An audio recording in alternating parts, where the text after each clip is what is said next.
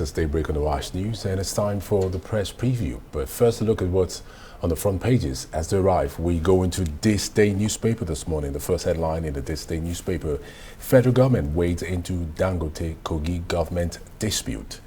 And also on the front page of This Day, emerging business leaders from North matching tech unicorns of the South.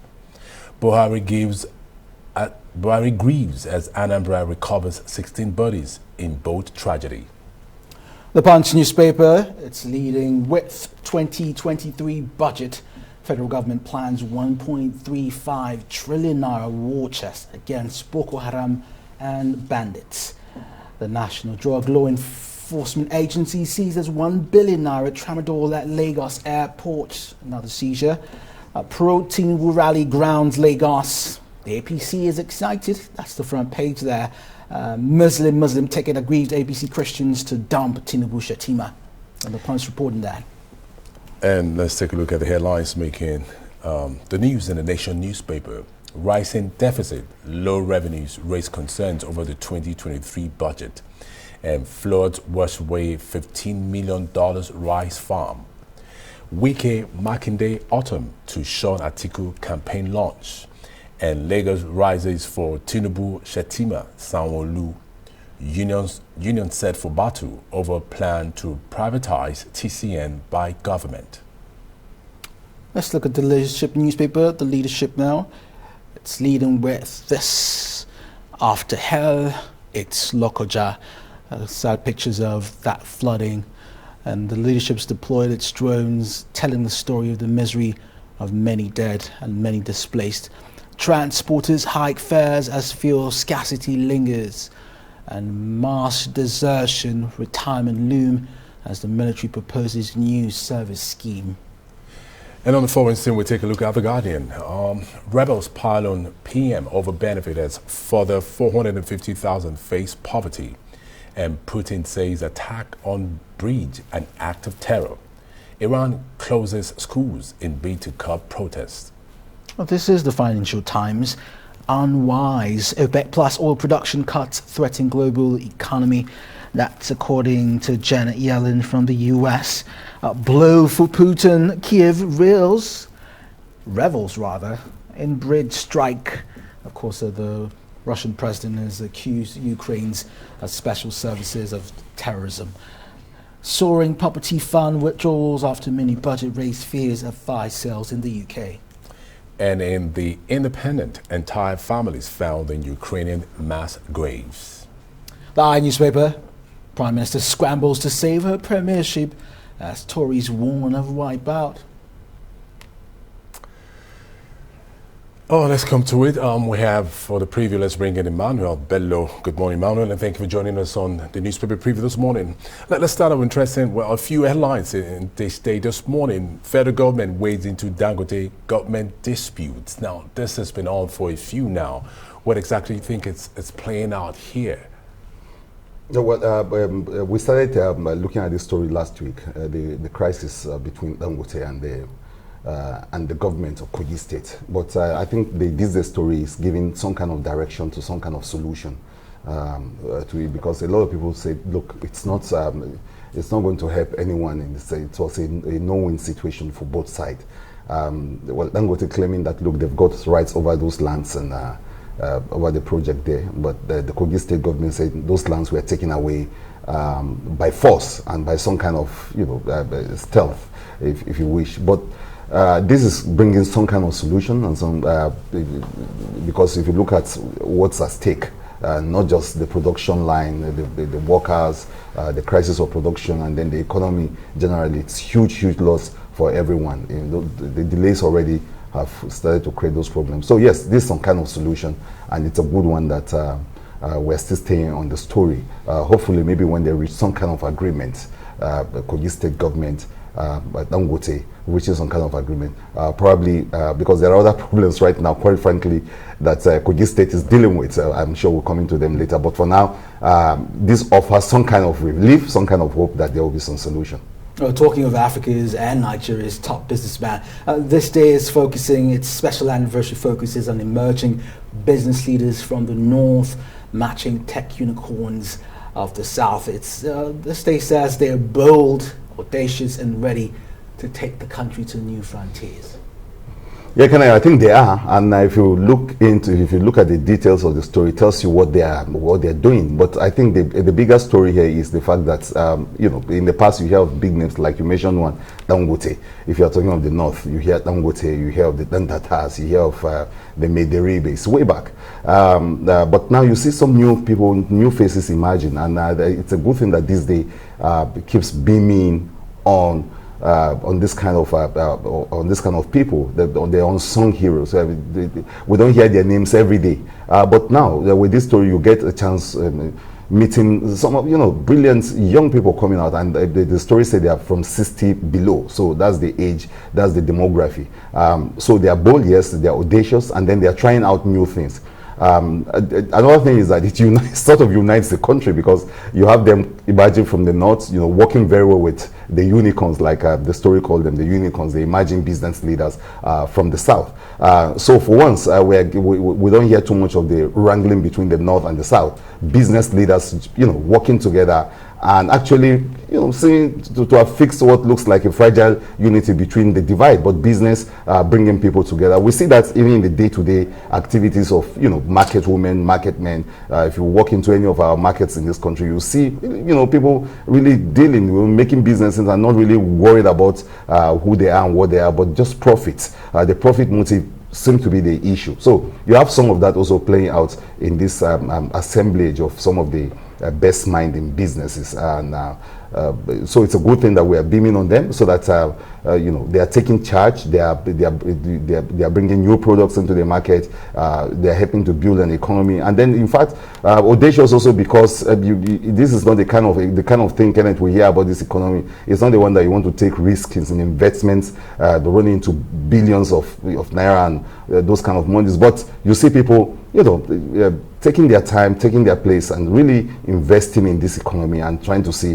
whether there will be a better day. So it's a good thing that they are celebrated the way they are now. And I think no other paper does it better than this day when it comes to really projecting emerging scenario, emerging billionaires, emerging business minds, and that can make the change, or the kind of change that we're looking for. And also in this day, Emmanuel, the PDP kicks off its campaign in Uyo today. Expectations, and also we're aware also that Wike Makinde autumn to Sean Atiku's campaign launch. What do we make of this? Well, that's the Nation newspaper is running with that. It's saying that it's talking about the shawning, but it's not the kind of story that PDP will be expecting on a day like this, because today it is its grand parade, so you don't want to rain on it. But Nation not leaving out the details of those shawning by the Wike camp, still saying that, look, it's a signpost of the fact that the PDP is still dealing with real problems, huge, I might add.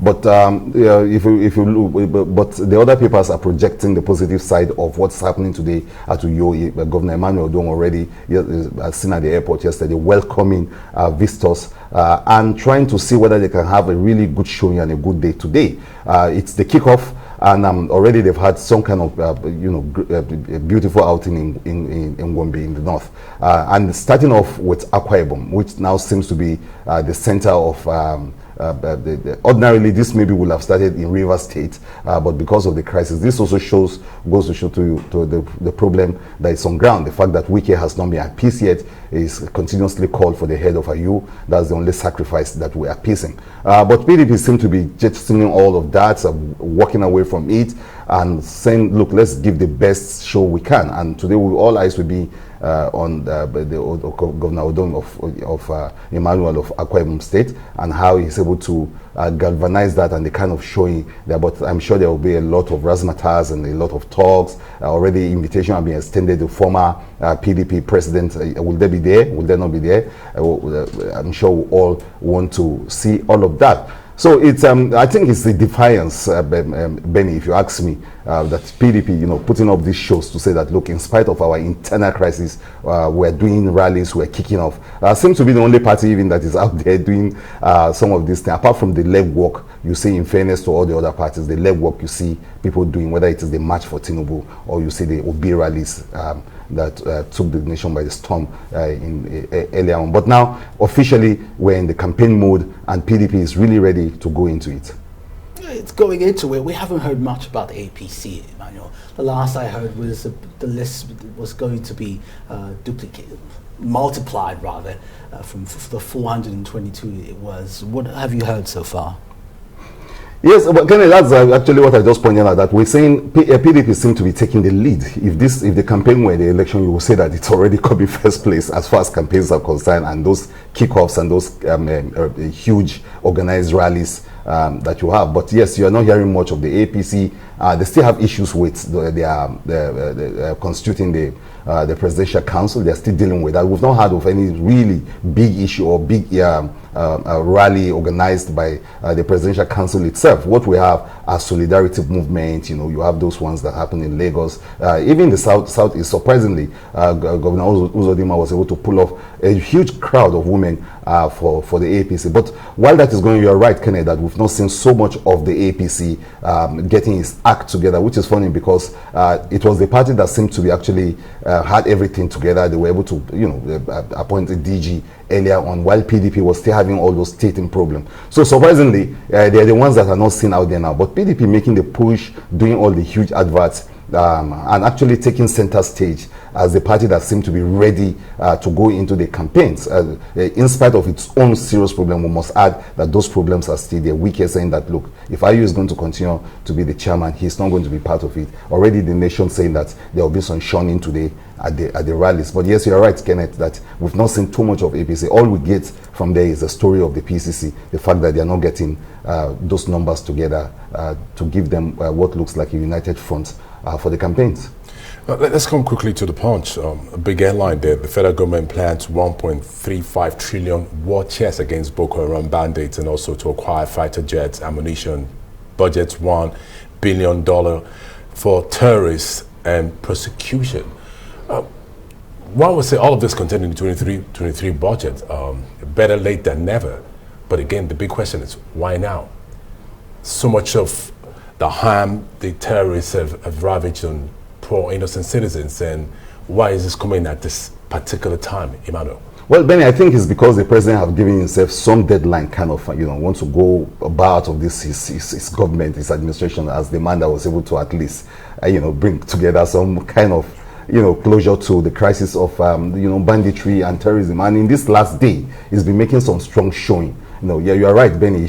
Everyone had expected this because there was a time that everyone was giving up. A former president came and say, look, the military has been overwhelmed, almost saying that there was a surrender kind of on the part of the federal government. And you and I actually felt that way too, that no one was caring. But in this last day, you've seen some great showing, whether it's the president the other day, actually visiting the released hostages of the train attack, whether it's that or even this kind of story we're seeing now on the front of the kind of budgetary allocation that we're seeing. There seems to be a shift in the way this president, in these very last days of his regime, why he's doing this. Benny, you ask why. I suspect that it's one for the records, because this is a president that ran on security majorly, apart from the economy or anti-corruption. He ran on this, that he was going to give strong leadership in the area of securing lives and property. He didn't do much of that. A lot of criticism along his way. In fact, his record has been questioned so greatly over that. But maybe in this last day, he wants to bow out in glory.